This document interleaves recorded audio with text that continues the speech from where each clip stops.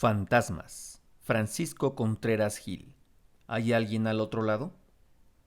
En estas páginas encontrará testimonios, entrevistas a testigos y protagonistas, documentación gráfica, informes policiales o investigaciones oficiales. Un compendio de los casos más insólitos, documentados y espectaculares de los últimos tiempos para que usted pueda sacar sus propias conclusiones. La pregunta continúa ahí, esperando una respuesta. ¿Hay alguien al otro lado? Capítulo 1. Miami, en busca de los fantasmas del vuelo 401. En general, yo quisiera decirles a ustedes que cuando uno se encuentra con hechos realmente insólitos, realmente increíbles, antes de negarlos y antes de afirmarlos o antes de sencillamente dudarlos, lo que hay que hacer es informarse y estudiarlos. Profesor Germán de Argumosa, licenciado en Filosofía y Letras. El principio del fin. A las 9 de la noche de aquel 29 de diciembre de 1972, el avión TriStar Jet L-1011 de la Eastern Airlines N-310, registrado como vuelo 401, despegó del aeropuerto John F. Kennedy en Nueva York, rumbo a la ciudad de Miami. El comandante Loft adelantó las palancas de aceleración de los tres motores y emprendió el que sería el último viaje del año para los 166 pasajeros y 13 miembros que conformaban la tripulación de una aeronave que llevaba 4 meses realizando la misma ruta. Acumulaba 1000 horas de vuelo y superaba los 500 aterrizajes. Fue, recordaba Mercedes Ruiz, un vuelo que no tenía nada de diferente a cualquier otro. Fue muy bien. Salimos con un poco de retraso de Nueva York, del aeropuerto Kennedy, y llegamos a Miami, donde sobre las 11:30 de la noche empezamos a verificar todo en cabina para aterrizar y nos fuimos a sentar en nuestros correspondientes asientos que, como ustedes saben, están al lado de cada una de las puertas. Un viaje tranquilo en el que no ocurrió ningún tipo de anomalía, tal y como rememoraba Mercedes, de origen cubano, y quedó registrado en las grabaciones de la caja negra e informes oficiales del expediente consultados. Hasta que a las 11:32, tras solicitar desde cabina los correspondientes permisos a la torre de control del aeropuerto de Miami para iniciar el descenso, el comandante Bob Loft se percató de que algo no iba bien. En el cuadro de mandos, una de las 3 luces verdes, la responsable de marcar cualquier contingencia en el funcionamiento del tren de aterrizaje, no dejaba de parpadear. Uno de los mecanismos parecía estar dando problemas. Los indicadores mostraban que la rueda ubicada en la parte delantera, debajo del morro del avión, estaba bloqueada. Algo inusual, algo que no había pasado en ninguno de los trayectos que llevaba realizados la aeronave desde agosto de 1972. El comandante Bob Loft, de 55 años, el primer oficial, de 40 años, y el segundo oficial, de 50 años, decidieron poner remedio al imprevisto y, tras abortar el aterrizaje, retomaron altitud. Subieron a los 2000 pies establecidos por los controladores desde Miami, 600 metros de altura. Conectaron el piloto automático y empezaron a volar de forma circular sobre el Parque Nacional de los Everglades, gracias al combustible que todavía tenían, para así averiguar qué estaba originando el fallo mecánico y poner remedio a la contingencia. Don Repo desabrochó su cinturón de seguridad y se dirigió al denominado coloquialmente entre las tripulaciones como foso del infierno o banco del infierno, una pequeña trampilla cuadrangular que da acceso a la parte inferior y compartimentos del tren de aterrizaje. Sin dudarlo un instante, se introdujo por el claustrofóbico habitáculo con el fin de encontrar la avería y constatar que no fuera un error del control de mandos. Había que mantener la calma y encontrar soluciones a pesar de la tensión que se vivía entre los responsables aéreos en cabina. Si la rueda estaba bloqueada, podría solucionarse manualmente. Si no estaba atascada, correspondería a un mal funcionamiento del indicador luminoso y retomarían al Aeropuerto Internacional de Miami para poner fin al último vuelo del año. Pero los caprichos del azar o del destino quisieron que en ese instante se desactivara accidentalmente el piloto automático, uno de los principales sistemas de seguridad, sin que nadie en cabina se percatara de ello. El vuelo 401 perdió altitud en los siguientes minutos. Comenzó gradualmente a caer sin que ninguno de los miembros de la tripulación percibiera el paulatino descenso. Ni siquiera las 2 llamadas de los controladores aéreos realizadas desde la torre de control del Aeropuerto Internacional de Miami, que observaban el extraño comportamiento de la nave a través de los radares e intentaban saber qué estaba ocurriendo, hizo que absolutamente nadie se diera cuenta de la grave situación. Sin saberlo, los 166 pasajeros se precipitaban de forma imparable hacia la zona pantanosa de los Everglades a una velocidad de 445 kilómetros por hora. Momentos de incertidumbre que hasta hoy permanecían relegados al silencio y que Mercedes Ruiz nunca podrá olvidar. Nos sentamos y, en un momento, pensé que estábamos tratando de aterrizar. Miré en diagonal, ya que desde mi asiento podía ver el fondo del avión, y entonces miré por una de las ventanillas. Noté que la costa de Miami, las luces de la costa se quedaban atrás, y aquello me sorprendió. Entonces me desabroché el cinturón de seguridad y fui a ver a mi compañera que estaba en el otro lado. Pat, ¿qué pasa que no aterrizamos?, le dije. Mercedes, me contestó, seguramente sucede que hay mucho tráfico. Unos minutos después, detallaba Mercedes Ruiz, reviviendo el fatídico momento en que le cambió la vida, yo sentí un golpe violento en mi mano derecha. El avión hizo el giro a mano izquierda. Sentí algo muy violento. Todo fue muy rápido. Recuerdo que en aquel instante grité mientras veía un relámpago de luz y después silencio.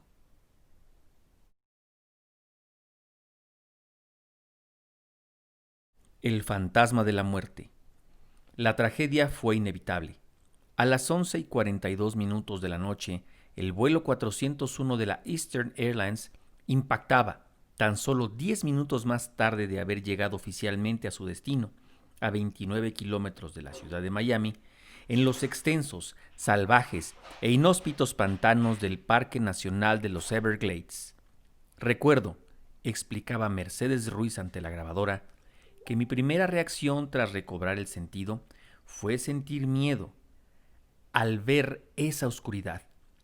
Recuerdo que me desperté en medio de una gran oscuridad. Miré al cielo y vi todas las estrellas. Era una noche muy oscura, sin luna y con muchas estrellas. No sabía ni dónde estaba ni qué había pasado. Me parecía que todo iba a cámara lenta. No tenía dolor alguno. Me toqué un poco la frente y sentía algo gelatinoso. Sentía algo caliente que bajaba por el cuello. Mi percepción era que los dedos entraban en la carne cuando me tocaba la cabeza. Pequeñas explosiones y fogonazos se sucedieron mientras los restos del fuselaje permanecían incandescentes, iluminando la negrura del más de 500,000 de hectáreas que conforman este privilegiado ecosistema estadounidense donde se impone la ley de la naturaleza. Tras el brutal impacto, Beverly Smith, una de las azafatas, convertida en ángel de la guarda desde entonces, aturdida todavía por el choque y casi inmovilizada por la vegetación tropical de las marismas que se enredaban entre sus piernas y brazos, intentó localizar a personas con vida entre el barrizal y el amasijo de hierros. Comencé a gritar y Beverly me oyó. Ella me dijo que habíamos tenido un accidente. Yo le decía que todo era un sueño y que cuando despertáramos estaríamos en casa. No tenía ningún tipo de percepción ni conciencia de lo que había pasado. Ella, relata Mercedes Ruiz, me decía que me quería alejar de donde estaba. Tenía miedo, mucho miedo. En la distancia llegué a ver algo luminoso. Durante mucho tiempo creí que era un fantasma, algo fantasmagórico. Luego supe que era la turbina número 2 sobre el fuselaje del avión. Aquello me dio mucho miedo. Se veía blanco en la oscuridad de la noche. Beverly me alejó del lugar por miedo a una explosión. Entre ella y un pasajero me movieron poco a poco porque tenía fracturada la pelvis. me levantaron y arrastraron hacia otro lugar. Cuando me estaban moviendo, empecé a ser consciente de lo que había pasado. No hacía más que decir que nunca más volvería a volar. Recuerdo que me acordé de mi mami y rezaba para que no viera las noticias, para que no se enterase de lo que había pasado y me viese viva. Ella escuchó el ruido de los helicópteros, pero pensó que era alguna operación policial. No pensaba que eran los helicópteros de salvamento. En medio del miedo, el descontento y el caos, surgió la esperanza, la luz al final del oscuro túnel disfrazada bajo la inocencia de un recién nacido que, gracias a su llanto, pudo salvar la vida. Yo tenía un bebé de una pasajera que lo había encontrado mi compañera y me lo dejó para que lo cuidase y nos diéramos calor. Lo arrullé para que no llorara. Aquella oscuridad era tan tremenda que no se veía nada. Beverly, matizaba Mercedes Ruiz recordando las fatídicas horas, iba y venía intentando buscar supervivientes, pero era muy difícil. Caminar por aquel pantanoso, habíamos perdido la noción del tiempo.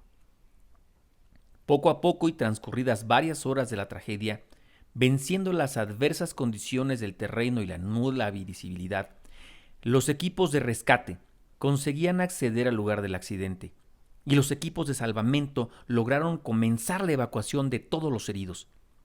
El rescate, afirmaba Mercedes Ruiz, llegó muy tarde, porque era muy difícil acceder al lugar donde nos hallábamos. Estábamos muertos de frío, había unos 10 grados centígrados, oíamos los helicópteros, sabíamos que estaban ahí, pero no llegaban a nuestra zona. Herida, negra de combustible, me pusieron en una camilla y me subieron al helicóptero en estado de choque, porque yo me negaba a volar. No llegamos al hospital hasta las 4 de la mañana. 94 pasajeros y 5 tripulantes perdieron la vida en la que fuera el primer accidente de una aeronave de fuselaje ancho en Estados Unidos de América. Muchos de ellos, los que no perdieron la vida en el acto, o fueron víctimas de los caimanes, perecieron más tarde en los centros hospitalarios a causa de las graves lesiones o debido a las infecciones producidas por las bacterias existentes en las aguas pantanosas. Las 77 personas que sobrevivieron saben hoy que le deben la vida al milagroso hecho de que el avión impactara en una zona pantanosa, lo que hizo que no se produjera ninguna explosión como es habitual en los accidentes aéreos debido al combustible y a las distintas acciones de las fuerzas físicas gravitatorias que sufrió el artefacto durante la caída, y ninguno de ellos puede olvidar aquel instante que parece condenado a perpetuarse una y otra vez en su memoria.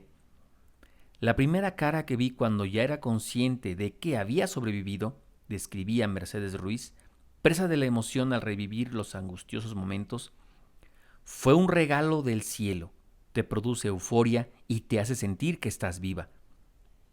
Las investigaciones oficiales tras el accidente no se hicieron esperar debido a la atención social que recibió el suceso. El dolor y la impotencia se entremezclaban entre los ciudadanos. La prensa pronto pidió explicaciones y se volcó de una forma que no tenía precedentes.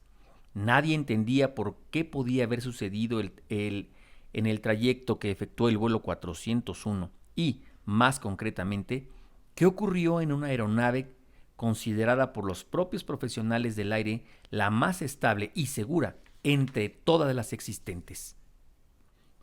¿Qué había pasado? ¿Fue una avería del avión? ¿Un error humano? ¿Un ataque terrorista? ¿Qué es lo que ocurrió en el vuelo 401 minutos antes de que se precipitara contra el suelo? Titulares como ¿qué pasó ahí?, el silencio o los últimos minutos del vuelo 401 coparon las portadas de los rotativos estadounidenses, que reflejaban la indignación y eran el comienzo de la búsqueda de las responsabilidades. Las conclusiones preliminares tardaron poco en llegar. Los técnicos, tras recuperar la caja negra con las conversaciones, evaluar y analizar las circunstancias que habían quedado registradas en el sistema, recopiladas las declaraciones de los supervivientes y tras estudiar el terreno donde se produjo el impacto, además de investigar los restos del mismo, determinaron que el accidente se había debido a un error humano. El piloto automático fue desactivado accidentalmente. El informe de la National Transportation Safety Board, al que tuvieron acceso durante la investigación en tierras estadounidenses, lo dejaba claro. El fracaso es de la tripulación del vuelo para controlar los instrumentos durante los últimos 4 minutos de vuelo. Detectar pronto la incidencia y poder ascender lo suficiente para evitar el impacto contra el suelo. El mal funcionamiento del tren de aterrizaje delantero distrajo la atención de la tripulación durante los instrumentos y permitió el descenso desapercibido. El 29 de diciembre de 1972 pasó a ser un día fatídico para los anales de la aeronáutica. Florida y el resto de los Estados Unidos de América se vistió de luto durante la tragedia, pero además se convirtió en la fecha en la que comenzó a gestarse uno de los más grandes casos relacionados con el más allá y los fantasmas. Habían transcurrido 6 meses desde que tuviera lugar el infortunio, concretamente en junio de 1973, cuando un extraño rumor comenzó a circular entre los trabajadores de la compañía Eastern Airlines.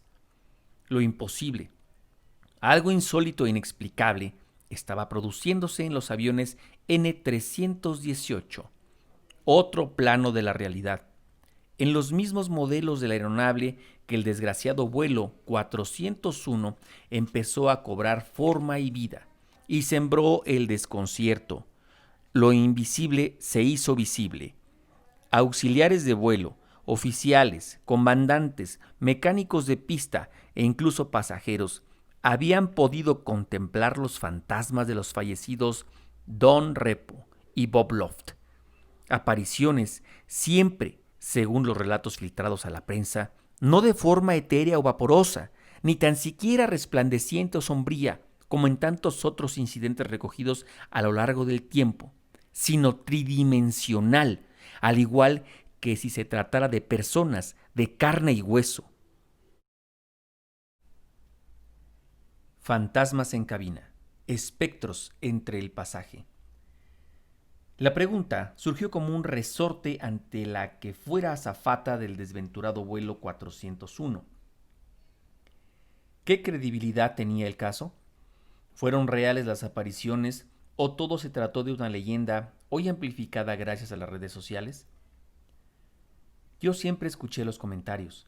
Por respeto, por miedo, tras el accidente, nadie me dijo nunca nada al respecto. Yo lo sabía, lo escuchaba.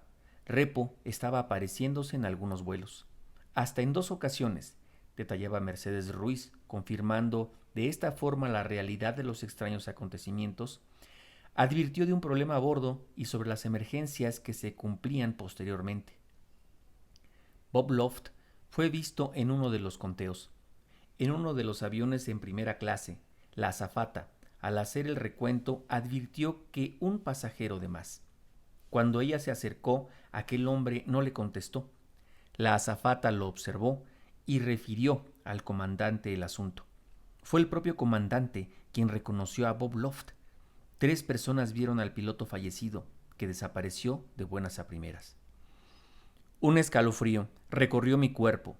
La entrañable y bella mujer de origen cubano recordaba perfectamente los hechos insólitos y, tras más de 30 años en silencio, atestiguaba la veracidad de las experiencias paranormales que se produjeron.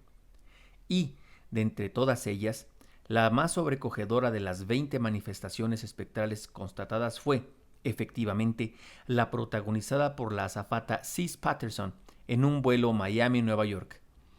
En un avión N-318 de la Eastern American Airlines, cuando, mientras se encontraba realizando el recuento de viajeros, apareció alguien que no figuraba en la lista de embarque. Un pasajero más. De buen porte y presencia, ataviado con el uniforme de la compañía, Cis decidió acercarse a él creyendo que se trataba de un piloto que retornaba a casa y que pretendía pasar a clase preferente. No hubo respuesta a los repetidos ofrecimientos, tan solo silencio. Cis Patterson, como así nos relató Mercedes Ruiz, no entendía qué estaba pasando y, ante lo comprometido e incómodo del imprevisto, decidió poner el hecho en conocimiento de la supervisora y del comandante. Diane Bowes, encargado del N-318, acudió tras la llamada por el interfono de su compañera. Era extraño que no hubiera notificado el embarque de un piloto. Al llegar al asiento donde se encontraba el individuo, volvió a revisar el parte para verificar que no se tratara de una confusión. Se acercó hasta él y le sugirió el cambio de plaza. El silencio, una vez más, fue absoluto. Fuera quien fuese aquel hombre, no contestaba ninguna de las preguntas que se le formulaban. Su comportamiento era completamente indiferente. Parecía abstraído o aturdido, encerrado en sus propios pensamientos, ajeno a todo, ensimismado y absorto, con el rostro pálido como el de un enfermo. La inquietud sugirió ante la insólita situación. Había algo que parecía no encajar, y este hecho suscitó el recelo y el temor de las azafatas y de los pasajeros próximos. Un momento desconcertante que se transformó en angustioso y desestabilizador cuando el comandante llegó hasta el asiento y se percató de que el pasajero sin nombre no era otro que su compañero fallecido Bob Loft. No hubo tiempo para más. Ante la atónita mirada de los miembros de la tripulación y de los viajeros cercanos, el espectro de Loft desapareció frente a la incredulidad de los testigos que quedaron sobrecogidos por el miedo. Una visión, tan solo una más entre las muchas que rompieron la tranquilidad de los empleados y sembraron el temor en la compañía, siempre en idénticas circunstancias y de las que quedaron constancia en los cuadernos de bitácora. Encuentros fantasmales a los que habría que sumar el que protagonizaron Dennis Woodruff o Ginny Packard, también azafatas de la Eastern Airlines, cuando fueron testigos de lo imposible en el departamento logístico. Mientras esperaban el montacargas en cocina, pudieron comprobar como una figura vaporosa al principio, que posteriormente se fue transformando en algo sólido, fue perfilándose hasta convertirse en un rostro. Una tenue nubecilla, describió Ginny Packard al investigador John Fuller para su obra El fantasma del vuelo 401, que se fue transformando en una forma humana con rostro y gafas definidas, las facciones de Don Repo. Las circunstancias sobrepasaron a la organización aeronáutica. Desde febrero de 1973 hasta julio de 1974 se llegaron a producir un total de 20 apariciones de Don Repo y Bob Loft en los aviones de la Eastern Airlines y TWA, todas y cada una de ellas bajo un denominador común. Los aparatos llevaban piezas del accidentado vuelo 401 y sufrieron durante sus trayectos emergencias e incidentes. La Eastern Airlines optó por tomar drásticas medidas para que la imagen de la empresa no se viera perjudicada por los supuestos fantasmas. No podían consentir que el nuevo jet, bautizado como Whisperliner, con motores Rolls-Royce y los últimos adelantos en tecnología y confortabilidad, se viera afectado por cuentos de aparecidos y espíritus. Pero la situación se le escapó de las manos al filtrarse a los medios de comunicación las experiencias espectrales. El vuelo 401 acabó siendo portada de la revista Flight Security Foundation, protagonista de un artículo desestabilizador para los ejecutivos de la organización, en el que se daba cumplida cuenta de los fantasmagóricos incidentes acaecidos durante un vuelo Miami-México DF, en el que el fantasma de Don Repo no solo llegó a ser observado por más de una docena de personas, sino que, además, puso en sobreaviso la existencia de un incendio a bordo, evitando una tragedia durante el aterrizaje en la capital mexicana. Mercedes Ruiz, parapetada tras una sonrisa nostálgica, recordaba perfectamente los días en los que la incertidumbre se adueñó de los trabajadores y responsables de la compañía. Se prohibieron las declaraciones de los empleados a los periodistas por el temor a que el pánico se extendiera aún más en las tripulaciones y, sobre todo, entre sus clientes. Lo que en un principio pensaban que era solo una fábula producto de la sugestión, se convirtió en un problema. Este tipo de sucesos, ¿qué supuso para la compañía?, se preguntaba Mercedes Ruiz ante nuestras interrogantes sobre las consecuencias y medidas que tomó la Eastern Airlines. La compañía lo acalló todo. Una de las chicas que trabajaba en mantenimiento vio a Repo y narró todo lo que había pasado para un informe. La magnitud del asunto fue tal que la Eastern mandó quitar todas las piezas que se reutilizaron. ¿Por qué se decidió quitar el material? ¿Estaba dañado y ponía en peligro la seguridad de las aeronaves?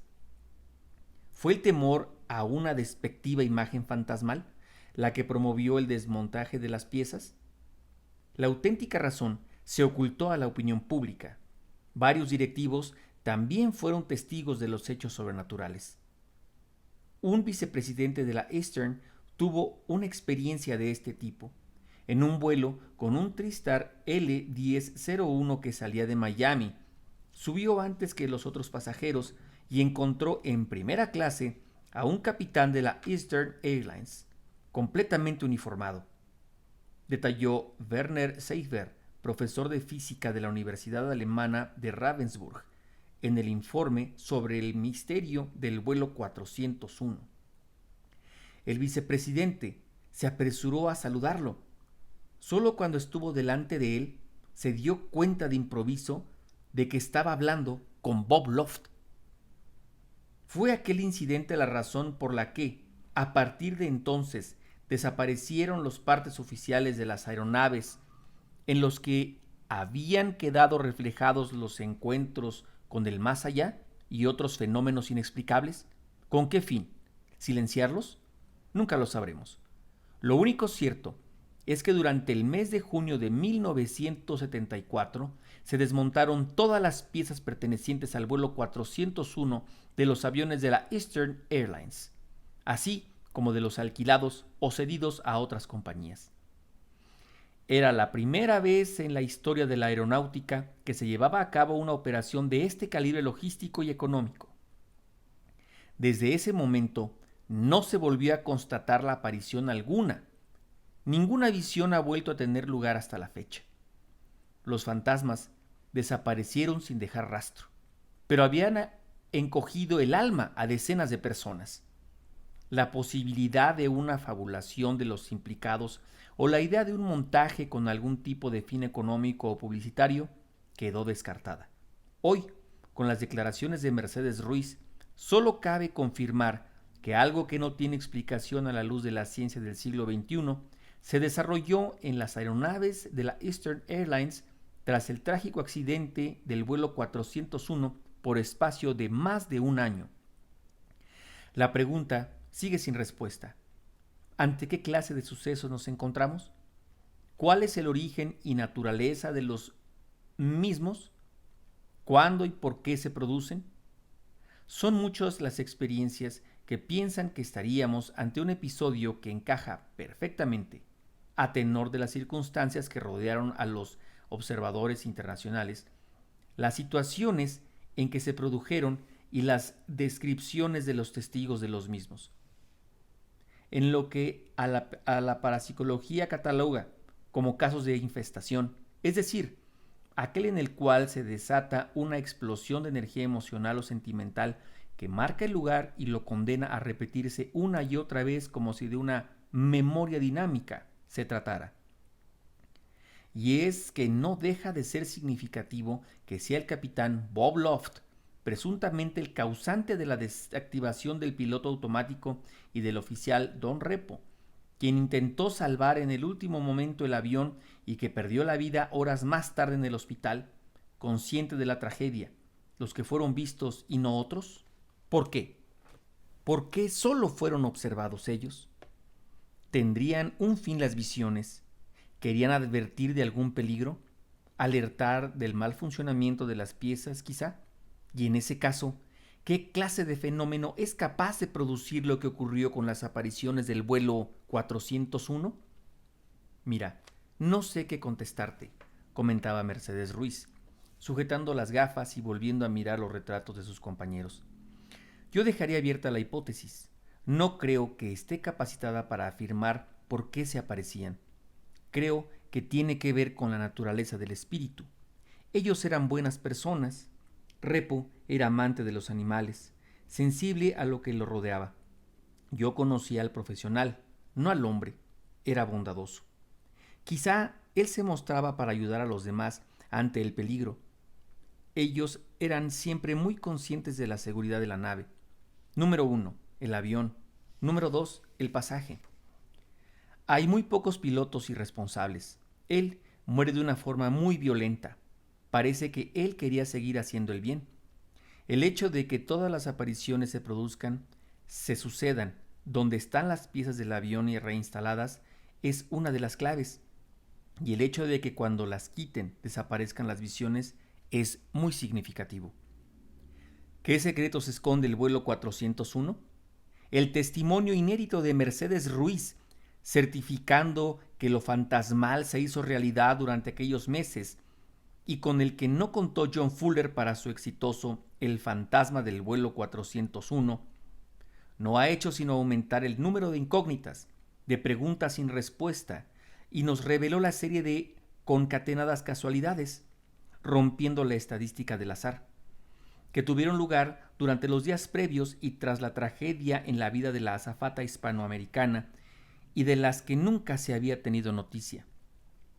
Informaciones que, además de avalar y acrecentar el misterio sobre las visiones espectrales que tuvieron lugar posteriormente, muestran que el vuelo 401 estaba marcado. Señalado aparentemente por algo intangible que continuó durante los meses posteriores al accidente y que se revela con las apariciones de Bob Loft y Don Repo. Traté, nos explicó Mercedes Ruiz, de cambiar el vuelo para no trabajar el día 31 de diciembre y quedarme en casa. Cuando llegué al aeropuerto me habían quitado porque había superado mi número de horas y habían puesto a una compañera, Irene Pratt. Al final, estábamos las dos apuntadas en el libro de vuelo. Me quité y luego volví a estar apuntada.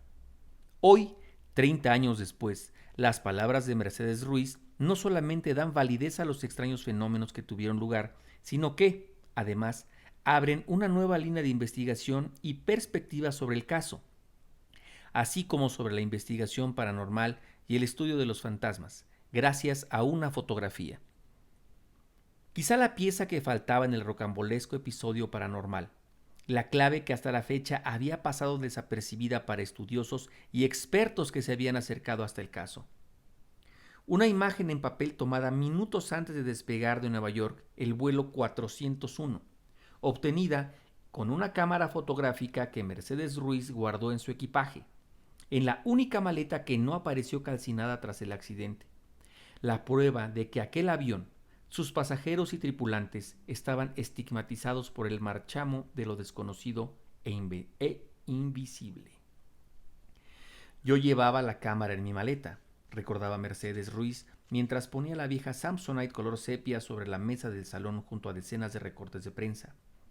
Antes de salir, decidí hacer una fotografía después de haber hecho el cambio de avión en Nueva York.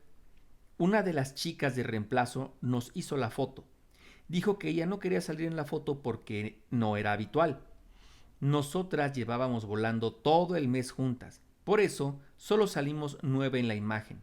Dije, vamos a hacernos la última foto.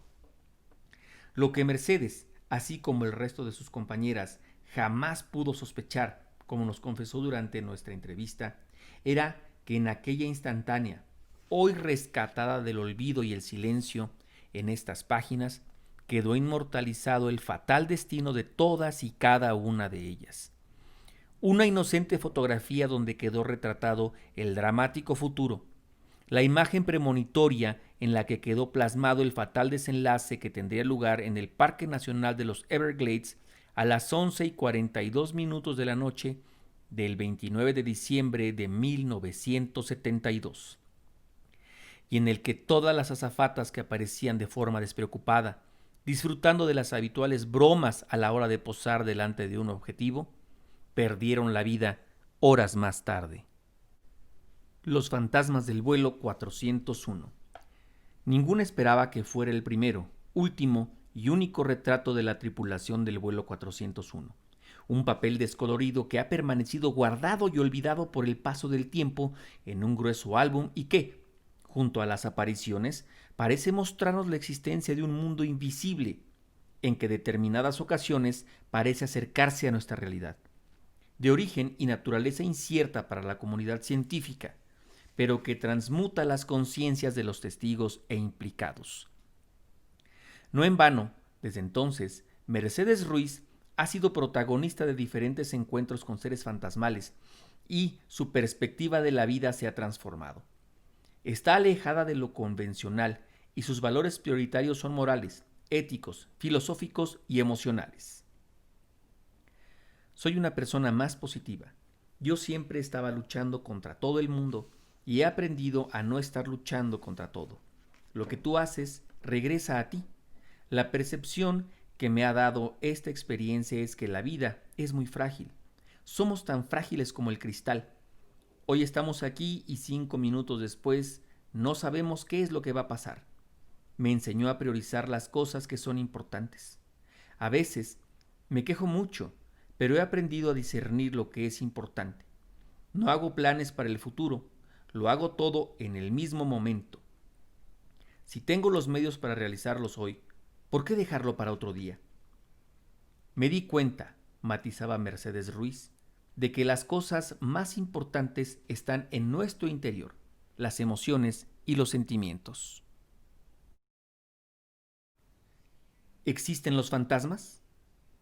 Quizá ha llegado el momento de que la ciencia empiece a investigar seriamente sobre la realidad de un mundo paralelo, tal y como parece mostrar la física cuántica del siglo XXI, o sobre la posible supervivencia del ser humano tras la muerte. Algo que provocará una reflexión nada fácil para la sociedad. Por el momento, la pregunta es, ¿se atreve a traspasar el umbral de lo invisible para descubrir si hay o existe alguien al otro lado?